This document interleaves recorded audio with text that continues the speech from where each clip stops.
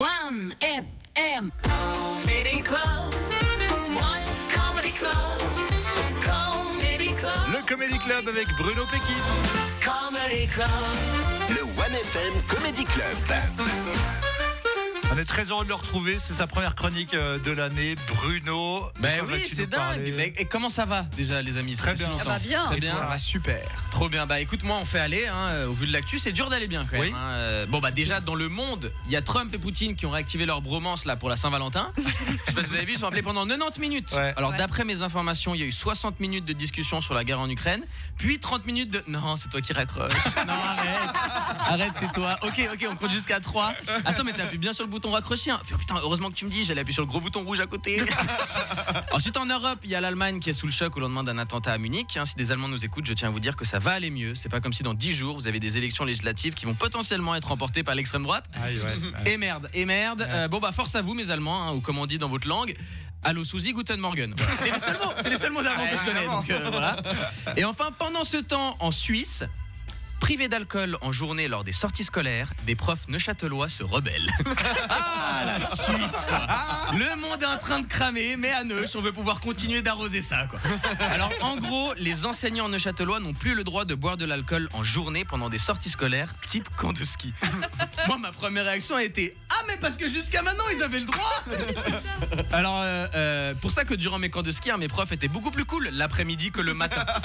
Je pensais que c'était parce qu'on faisait un concours de saut en hors-piste qu'ils étaient si joyeux, et en fait non, c'était l'alcool. Ce qui explique peut-être pourquoi on faisait un concours de saut en hors-piste. Alors la RTS a parlé de cette info dans l'émission Forum. Moi quand j'ai vu qu'ils allaient parler de ça, je pensais qu'ils allaient confronter les responsables politiques en leur demandant comment ça se fait que jusqu'à maintenant on autorise la consommation d'alcool à midi à des adultes qui sont ensuite chargés de la sécurité d'enfants. Ouais. Et non, le sujet de l'interview c'était: faut-il interdire l'alcool aux enseignants et moniteurs lors de camps de ski? Alors j'ai hâte d'écouter leur prochaine émission. Faut-il interdire la cigarette dans les salles de sieste en crèche?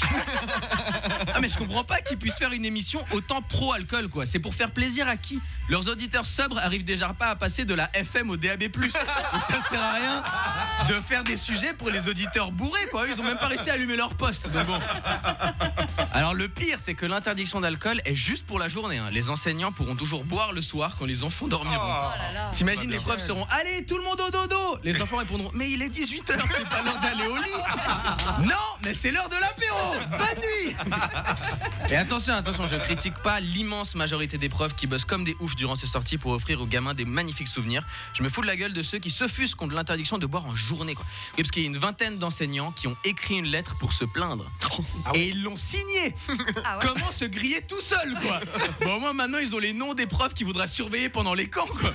Et ce sont les mêmes personnes qui ont postulé à la rentrée pour être prof en Valais. Je pense que si tu fais partie des signatures de cette lettre, c'est la meilleure ligne sur ton CV. Ils t'engagent directement là-bas.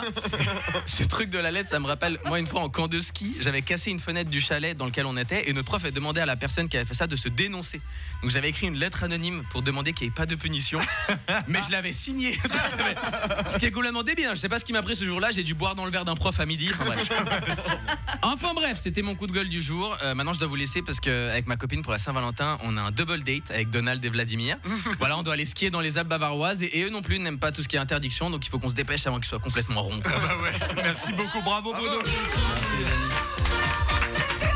Le bouton rouge là de Trump, c'est celui qui commande le Coca-Cola. C'est pas heureusement. c'est ça, oui. Voilà. Mais par contre de l'autre côté, je suis pas sûr qu'il a un bouton pour le Coca-Cola. Donc Non, l'autre bouton est celui de Vladimir est un peu plus chiant. Merci beaucoup Bruno, merci de nous être revenu là comme ça. avec plaisir. On te voit bientôt, j'espère. Oui, j'espère aussi. J'espère revenir tout de même. Autour d'un apéro parce qu'il n'y a pas d'interdiction pour les émetteurs radio. Il faut juste coucher le petit, mais après quand Benjamin dormira, on pourra faire un. Exactement. On pourra se faire un apéro entre nous. À très bientôt. Merci Bruno.